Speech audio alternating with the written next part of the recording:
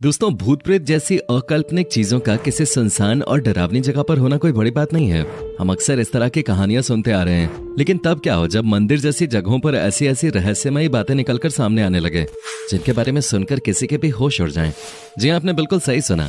आज के इस वीडियो में हम आपको ऐसी रहस्यमयी बातें बताने वाले हैं जिसे सुनने के बाद आप ये मानने पे मजबूर हो जाएंगे कि वाकई में भगवान है। इसलिए वीडियो में इसी तरह अंत तक बने रहें। और हाँ, अगर अभी तक चैनल को सब्सक्राइब नहीं किया है तो बिना एक पल की भी देरी किए फटाफट चैनल को सब्सक्राइब जरूर कर दें, क्योंकि इसी तरह के इंटरेस्टिंग वीडियोस हम आपके लिए हर रोज लाते रहते हैं। दोस्तों, न केवल भारत में बल्कि पूरी दुनिया में केदारनाथ मंदिर को सबसे मिस्टीरियस मंदिरों में से एक माना जाता है। केदारनाथ मंदिर भारत के उत्तराखंड राज्य के रुद्रप्रयाग नाम के जिले में स्थित है। भगवान शिव का यह मंदिर हिंदू धर्म के सभी तीर्थ स्थलों में से सबसे शुद्ध माना जाता है। और इस मंदिर के बारे में एक बहुत ही प्रचलित मान्यता ये है कि जो कोई भी जाकर इस मंदिर में पूजा कर पाता है वो बहुत ही खुशकिस्मत होता है, क्योंकि मान्यताओं के अनुसार इस मंदिर तक पहुंच पाना हर किसी की किस्मत में नहीं होता है।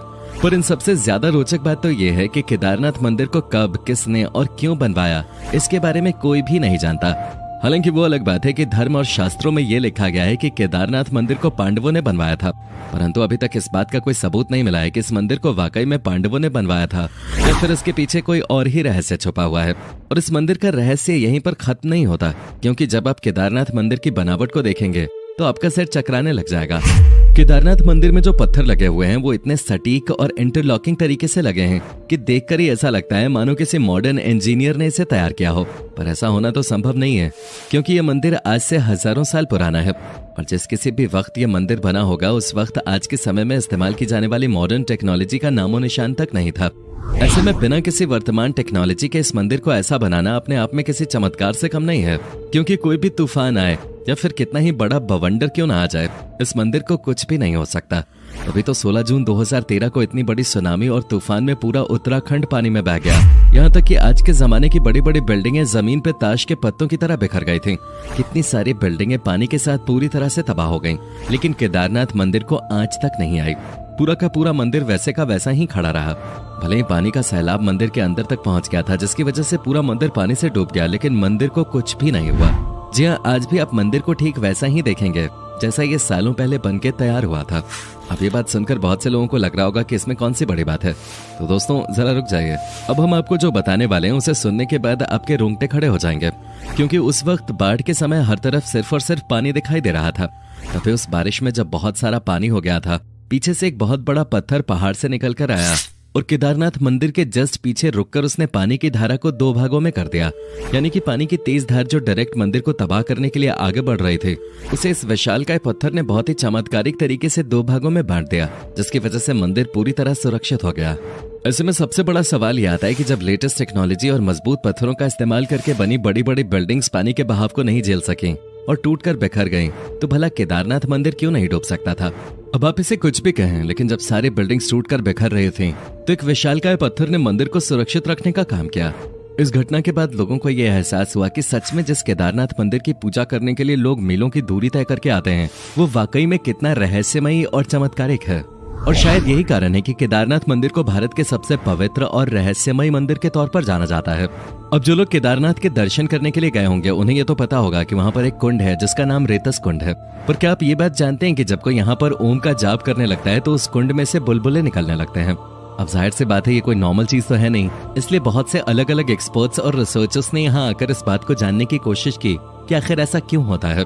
पर इतनी सारी खोजबीन करने के बावजूद उन्हें इसका कोई भी वैज्ञानिक तर्क नहीं मिला। और अभी भी बहुत से वैज्ञानिक ये बात सोचने में लगे हुए हैं कि आखिर ओम का जाप करने पे ही इस कुंड से बुलबुले क्यों निकलते हैं। अगर आपको इस बात का जवाब पता हो तो हमें और हमारे दर्शकों को कमेंट में बताना मत भूलिएगा। अब दोस्तों, ये बात तो आप भली भांति जानते हैं कि केदारनाथ एक ऐसा धाम है जो 6 महीने खुला रहता है और 6 महीने बंद रहता है।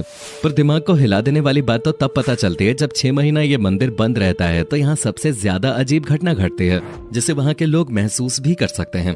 असल में केदारनाथ मंदिर के आसपास रहने वाले लोगों का ये कहना है कि जब 6 महीने इस मंदिर का द्वार बंद हो जाता है तो किसी को भी इस मंदिर के अंदर प्रवेश नहीं करने दिया जाता है, फिर चाहे वो कितना भी बड़ा VIP ही क्यों ना हो। एक बार अगर मंदिर का कपाट बंद हो गया तो वो सीधा 6 महीने बाद ही खुलता है और पूरे 6 महीने मंदिर में किसी भी प्रकार की कोई साफ सफाई नहीं होती है।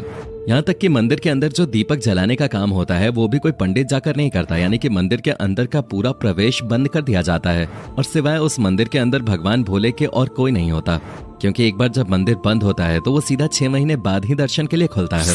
पर जब मंदिर का कपाट 6 महीने बाद खुलता है तो लोग ये देखते हैं कि उसके अंदर का दीपक लगातार जल रहा है।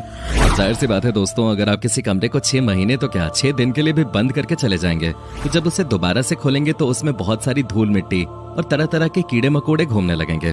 यानी कि जिस हाल में आपने उस कमरे को छोड़ा होगा उस हाल में तो कमरा बिल्कुल भी नहीं होगा, क्योंकि कमरा बंद हो या फिर खुला हो, अगर हम उसमें साफ सफाई नहीं करते तो प्रकृति किसी न किसी तरीके से उस पर अपना कब्जा करना शुरू कर देती है, फिर चाहे धूल मिट्टी के जरिए हो या फिर छोटे छोटे कीड़े मकोड़ों के जरिए।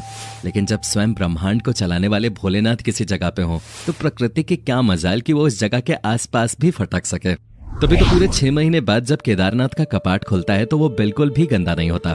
जिस स्थिति में पंडित कपाट को बंद करते हैं उसी स्थिति में कपाट को खोलने पर अंदर का मंदिर बिल्कुल उसी स्थिति में मिलता है। अब चलिए, ये बात तो फिर भी हजम हो जाती है कि कपाट बंद करने के 6 महीने बाद जब मंदिर को खोला जाता है तो उसमें सब कुछ बिल्कुल वैसा ही होता है। लेकिन 6 महीने तक लगातार बिना किसी की सहायता के दीपक का जलना सच में एक बहुत बड़ा चमत्कार है। यहाँ तक कि लोगों का मानना है कि केदारनाथ के इस मंदिर में 6 महीने तो इंसान भगवान शिव की आराधना करते हैं, लेकिन जब कपाट बंद हो जाता है तो उसके बाद 6 महीने तक दूसरे देवी देवता आकर भगवान की पूजा करते हैं और इस बात का सबूत जलता हुआ दिया चीख चीख कर देता है। वरना क्या आपने कभी सुना है कि किसी मंदिर में 6 महीने तक एक दिया जल ही रहा है और वो बुझने का नाम ही नहीं ले रहा?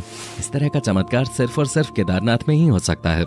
इसलिए कहा जाता है कि केदारनाथ मंदिर में भगवान की असीम शक्तियां मौजूद हैं।